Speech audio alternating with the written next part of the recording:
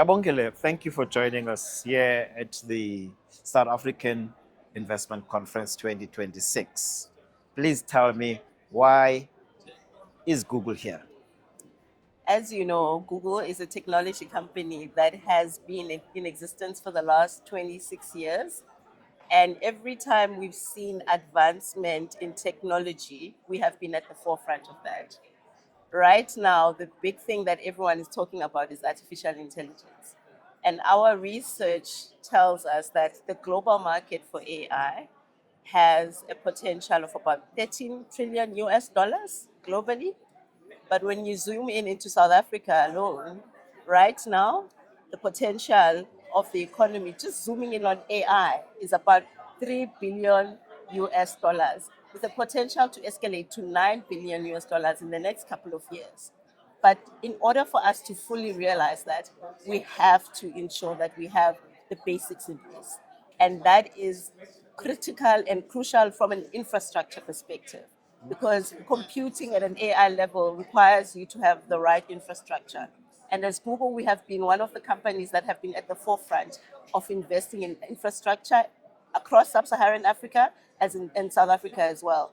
In 2022, we actually pledged an investment amount of about 220 million rands to the Equiano subsea cable, which landed off the coast or west coast of Melkostrat.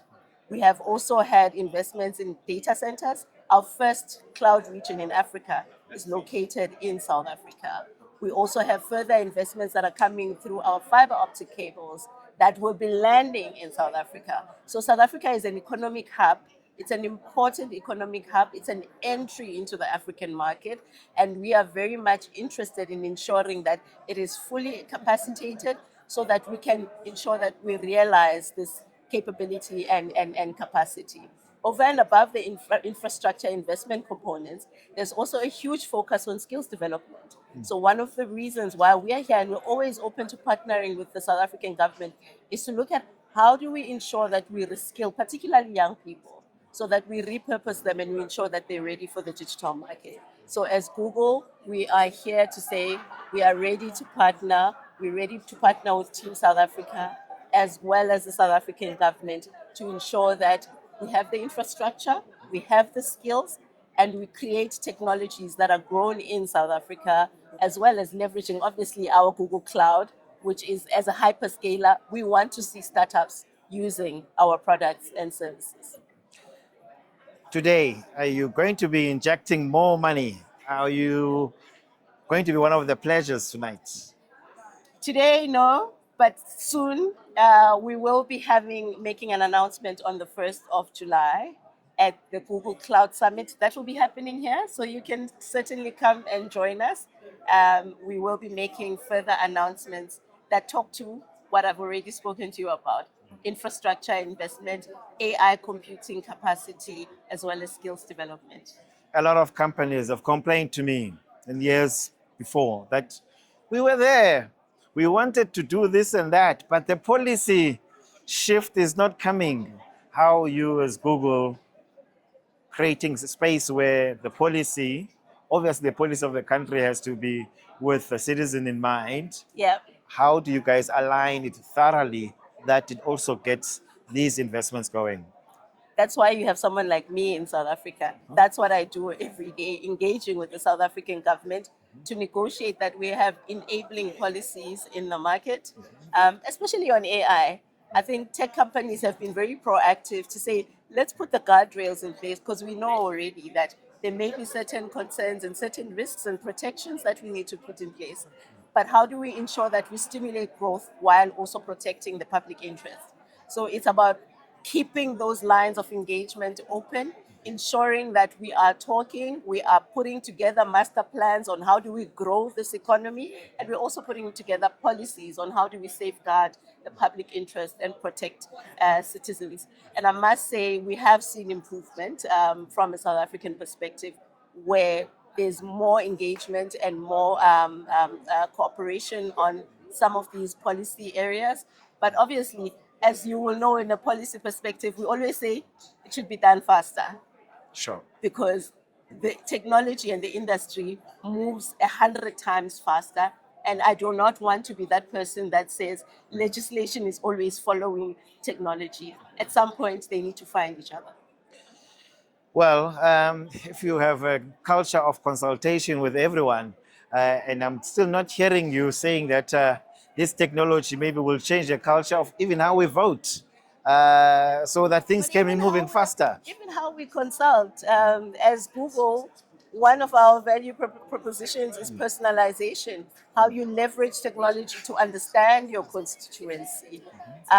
So perhaps it is time for governments to start looking at that. How do you better understand what consumers are doing, or how people are engaging or interacting, or how to get public input leveraging digital technologies? But you'll understand, in a market such as ours in South Africa, where the digital divide is still a thing, we cannot go full scale. We need to make sure that we bring everyone along. The people in Ngamakwe, in the Eastern Cape, the people at Dintwa, the people in Limpopo, they also should be able to use those tools, and they also should be able to participate in those processes. And I think that's where partnership between government and private sector, as well as civil society, is very important. But where do you think, especially when you're talking about young people and AI, where do you think parents should be cautious? I've seen people Googling in Ngamakwe, and then Table Mountain comes up in a picture format of this AI. So you're like, wait a second, that's Table Mountain. Yes. Where does the culture play a role in making sure at least your accuracy levels are higher than what we're seeing today? Digital literacy, it's important. Technology should be used for the benefit of society. It should also be used for entertainment. Some things are for entertainment purposes, but it's about digital literacy.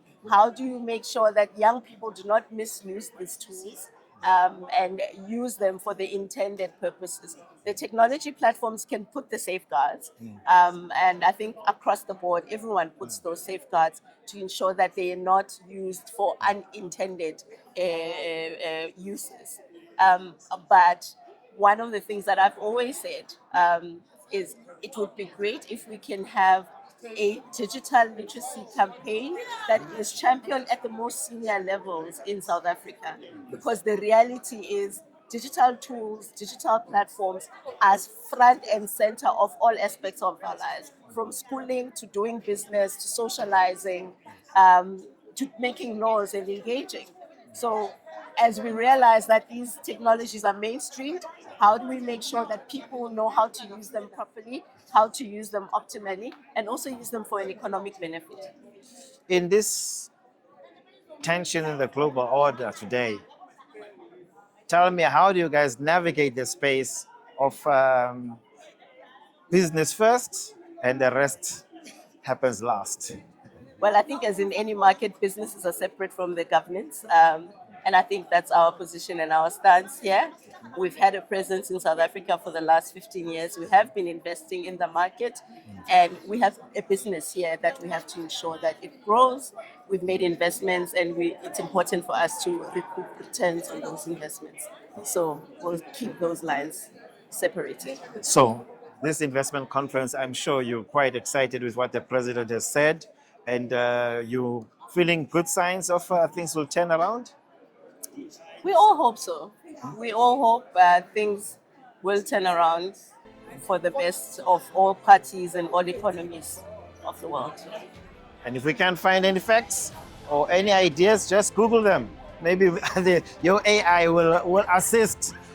AI overviews will give you a summary, but you can click on anything else that you want to click on. But like they say, Google search is one of the most reliable search engines. We always seek to surface credible, truthful, and reliable information.